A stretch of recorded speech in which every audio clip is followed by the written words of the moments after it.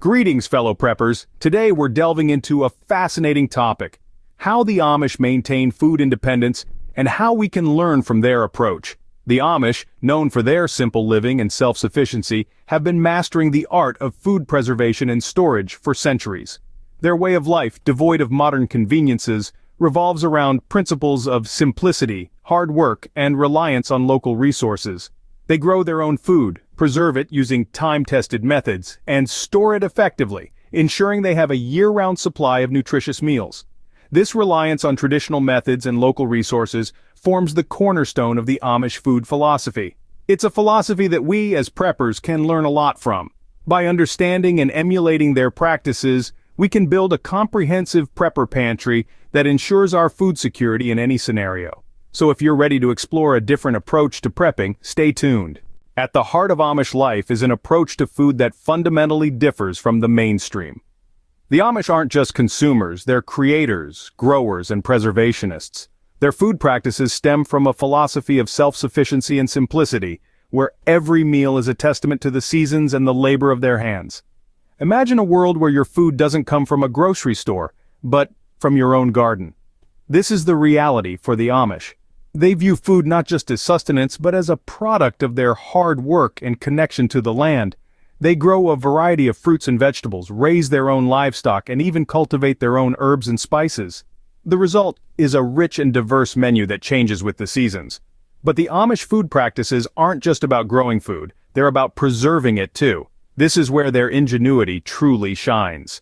Through methods such as canning, smoking, drying, and pickling, they've mastered the art of food preservation. This ensures that nothing goes to waste and that they have food available all year round. From the sweet tang of summer-ripened tomatoes in the dead of winter to the smoky flavor of home-cured bacon, these preserved foods are more than just meals. They're a way of life.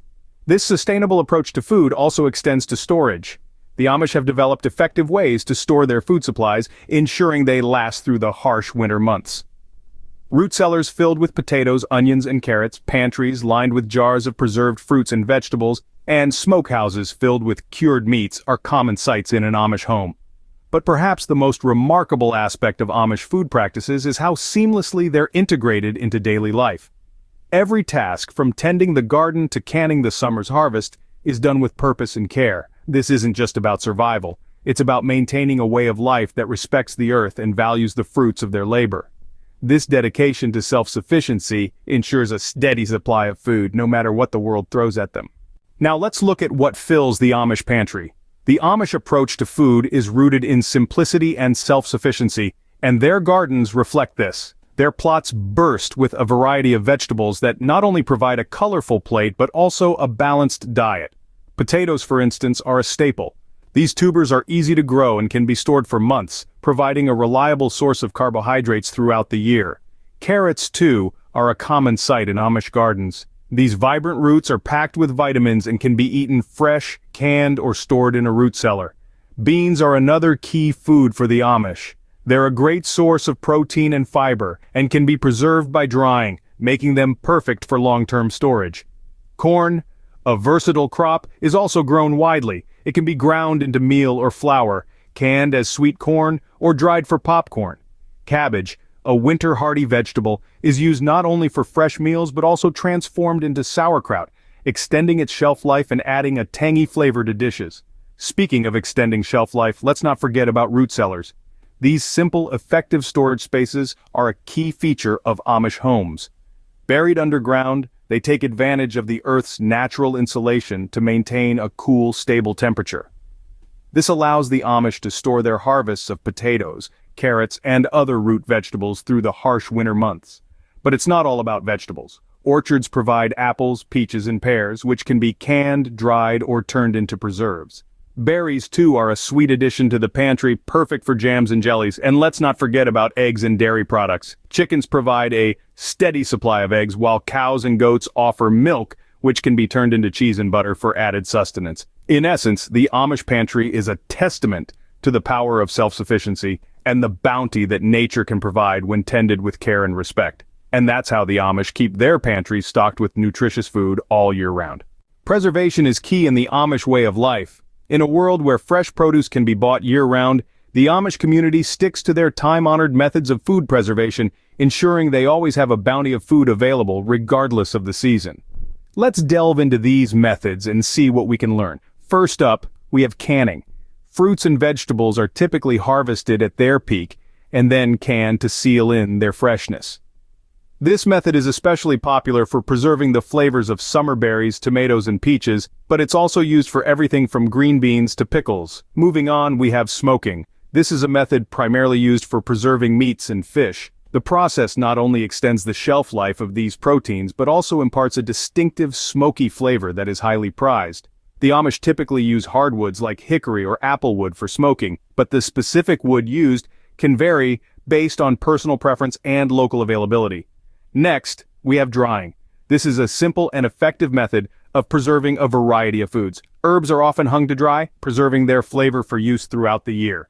Fruits are also commonly dried, either in the sun or in a low-temperature oven. And let's not forget about jerky, a form of dried meat that's a favorite snack and source of protein. Lastly, we have pickling and salt preservation.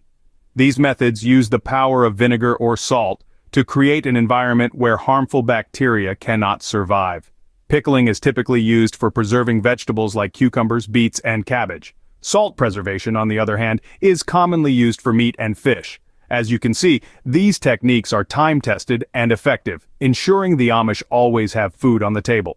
These methods not only provide a way to enjoy seasonal produce year-round, but they also ensure a diverse and sustainable food supply. And the best part?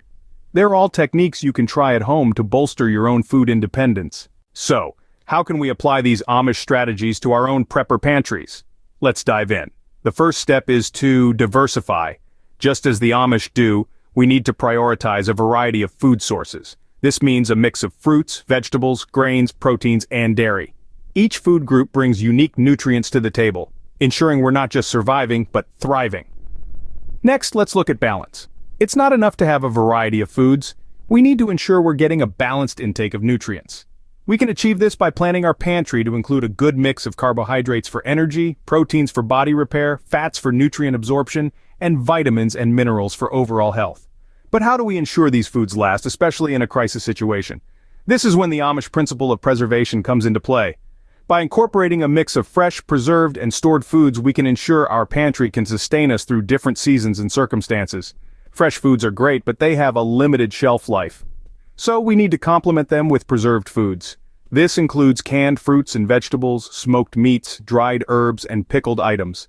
These foods can last for months or even years without refrigeration. Stored foods, on the other hand, are those that are naturally long-lasting, like grains, beans, and root vegetables. Stored properly, these can be viable for years, providing a reliable source of sustenance when fresh and preserved foods run low.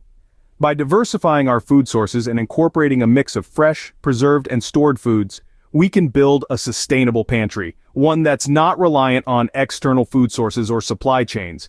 This way, we're not just prepared for the short term, but for the long haul. And that's the true beauty of the Amish strategy. It's not about hoarding, but about sustainability. It's about preparing for the future while respecting and making the most of what we have now.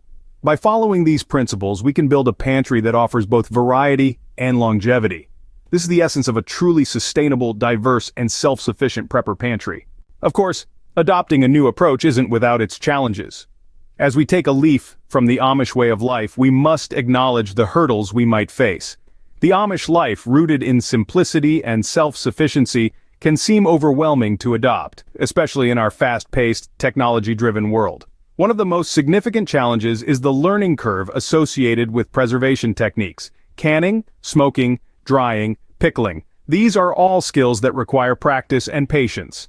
But don't let this deter you. Start small, perhaps with learning to can your summer fruits or smoking fish from your local river. With time, these skills will become second nature. Another challenge is the initial setup cost for effective food storage systems. Root cellars, dry pantries, and other storage solutions might require a substantial investment up front. But remember, this is a long-term investment towards self-sufficiency, a step closer to breaking free from commercial supply chains. Now let's talk about overcoming these challenges. Modern adaptations of traditional methods can come in handy.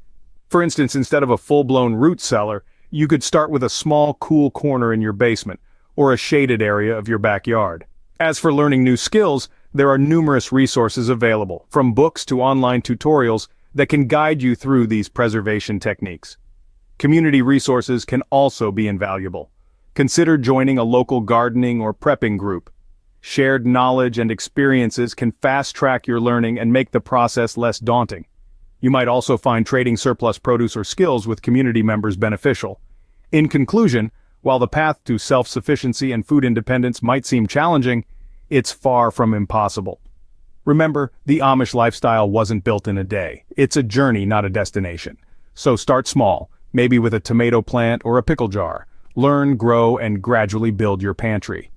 With determination and a little ingenuity, we can overcome these obstacles and build a robust food system. In conclusion, the Amish Way offers a wealth of knowledge for U.S. preppers. We've explored the foundations of Amish food practices, from their diverse gardens to their well-stocked root cellars. We've delved into their traditional food preservation techniques like canning, smoking, drying, and pickling, and how these methods contribute to a sustainable pantry. We've also shared practical tips and highlighted potential challenges in adopting these strategies. It's clear that these practices, rooted in simplicity and self-sufficiency, can be valuable additions to our prepping routines. Imagine having a pantry that is not only prepared for any situation, but also reduces dependency on commercial supply chains. This is the Amish Way. This is the way to food independence. Thank you for joining us in this exploration of the Amish Way. Please, subscribe for more insights and share your thoughts in the comments below. Together, we can build a community of prepared, self-sufficient individuals.